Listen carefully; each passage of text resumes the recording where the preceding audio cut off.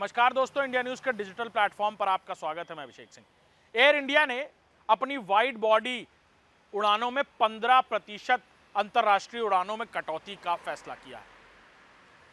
बीते दिनों गुजरात में हुए हादसे के बाद डीजीसीए की तरफ से बार बार एयर इंडिया को सुरक्षा प्रणाली की जांच और वाइड बॉडी एयरक्राफ्ट्स में की जा रही सुरक्षा चेकिंग और उड़ानों में होने वाले अंतर को लेकर नोटिस भी इशू किए गए थे। ऐसे में एयर इंडिया के इंजीनियर्स और पायलट भी खासतौर पर इस हादसे के बाद एहतियात बरत रहे थे। यही वजह है कि बीते 6 दिनों के भीतर एयर इंडिया की 83 फ्लाइटें रद्द की गई।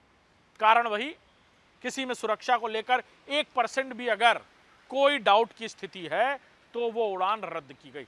अमूमन इस तरह की स्थिति में उड़ानें रद्द नहीं की जाती, लेकिन डीजीसीए के सख्त आदेशों के बाद अब सेफ्टी प्रिकॉशंस और पायलट के आखिरी मूवमेंट तक लिए गए निर्णय जो इंजीनियर और पायलट मिलकर लेते हैं एयरक्राफ्ट को लेकर, उसमें अगर 1% की भी अनुकूलता नहीं है तो वो फ्लाइट अब रद्द की जाएगी।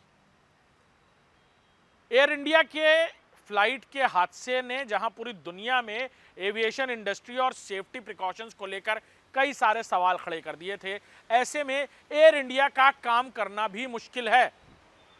और ऐसी स्थितियों में एयर इंडिया ने यह बड़ा फैसला लिया है डीजीसीए के दबाव में। 15% वाइड बॉडी इंटरनेशनल उड़ानों के बंद होने के साथ ही अब आने वाले कुछ महीनों में एयर इंडिया की उड़ानें फिलहाल बंद रहेंगी।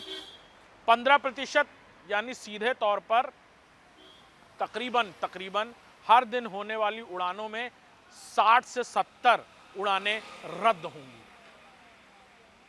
ऐसे में एयर इंडिया क्या इस घाटे को झेल पाएगा?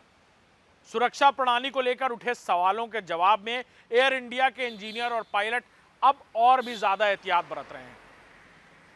वजह गुजरात के हादसे ने पूरी एविएशन इंडस्ट्री को सत्ते में लाकर खड़ा कर दिया है और अब बाकी एविएशन कंपनियां भी इसी तरह की परेशानियां आने वाले दिनों में झेलेंगी, लेकिन ये परेशानी लोगों की जान बचाने में खासा कारगर साबित होगा, क्योंकि सेफ्टी प्रिकॉशंस को लेकर अब डीजीसीए ने पूरी तरह सख्त रुख अपना लिया है।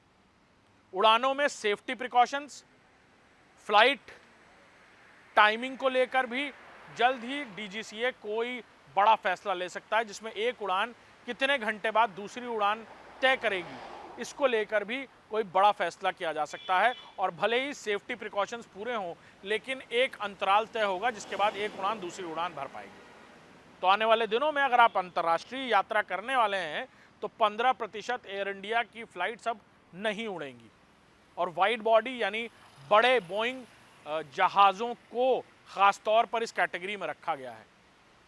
तो बिल्कुल ध्यान रखिएगा और आपका सफ़र अच्छा हो, सुरक्षित हो, हम ऐसी कामना भी करते हैं। नमस्कार।